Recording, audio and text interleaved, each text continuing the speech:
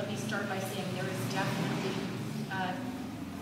evidence of sea level rise and an acceleration of sea level rise. We have numerous satellites that look at sea level rise, and I'd be happy to share the satellite data with you so that you can see the acceleration in sea level.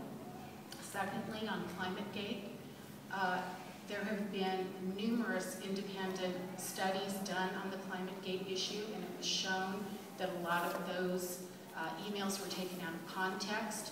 The authors of the emails were completely vindicated both in the UK and by numerous entities in the United States. That is also in literature. I'm happy to show that to you. You're somewhat correct on the cloud data. However, you may not have heard of the satellite since you left JPL in 2002 called CloudSat, which has been looking at cloud data for about 10 years. You mentioned that the hockey stick was absolutely flat. That is incorrect, and you actually showed that that's an average, but it is not correct that the hockey stick is flat until you get into more recent times. You've mentioned that alarmism has permeated society. I think that's absolutely incorrect. I'd like to share with you numerous studies from George Mason University that show that's absolutely not true. Only about 11% of our society is alarmed, and climate scientists are not alarmists. They're actually published, peer-reviewed scientists. So I'm almost done. That's all. And then my last question is, I'd like to know how many peer-reviewed papers you've published in journals on climate science. Well, I can't even remember all the stuff you said. Remind me what the first point was. What about the last one? How about the last one? How many peer-reviewed studies? I have not published any journal articles in climate science. I have read about 700 articles, and I've read over 20 books. And I've studied the matter, and I'm confident, and I understand it. In regard to all your other points, in regard to sea level acceleration, yes, there is some fragmentary evidence from the GRACE experiment, which I'm familiar with, and thank you for talking down to me, but I'm familiar with everything that you said. I'm aware of much more than you are. Oh, come on. How do you know? How do you know? How do you know? False accusations. Also, you can read my book, which covers dozens of references on sea level. The sea level has not accelerated. There's no evidence that it has. You're wrong. You're flat out. Okay. It's not an argument. This is a discussion. No, it's an argument. No, it's not. I wanted to take a moment, just in case there may be people who are new to the subject in the room.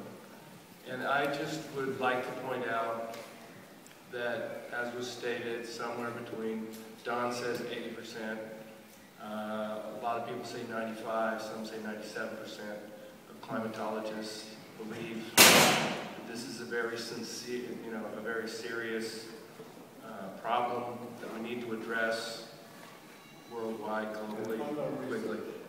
Yeah, I didn't interrupt you. Could you be polite, sir? Could you be polite, sir? You're not asking a question. No, I'm not. I'm not. I'm making a statement. We were open to comments.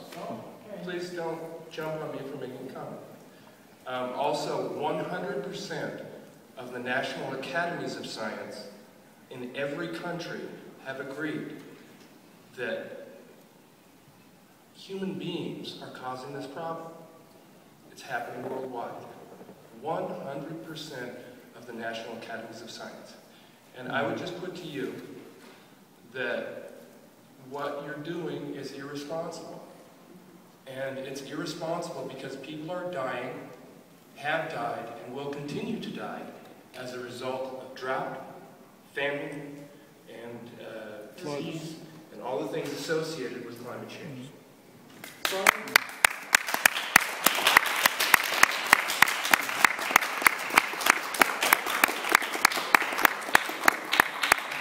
Science is not a matter of voting. It's not a question of a majority. It's a question of the data. And I've shown you some of the data, only a tiny tip of the iceberg. when you look at the data as I have, and by the way, in answer to you in regard to publishing, most people in science, not just climatology, it could be physics, it could be chemistry, it could be anything else, work in a very narrow field. And they, when I was a physicist, I worked in a narrow field.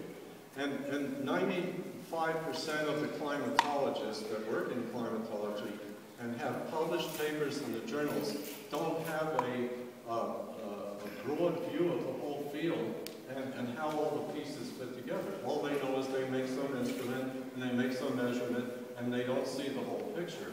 I'm a system engineer by background for 30 years, and I've put together this broad system view of the whole subject by reading all the best work of all the best people, and I've assembled it into a consistent picture. Now the fact is that all these people, like up at JPL, you have about $400 million worth of work to observe the Earth for climatology. If you went around saying, hey, there's no problem, that money wouldn't come in. There's certainly a bias here. And so, if you just count people and count organizations, that's, to me, irrelevant. The only thing that's relevant is the data.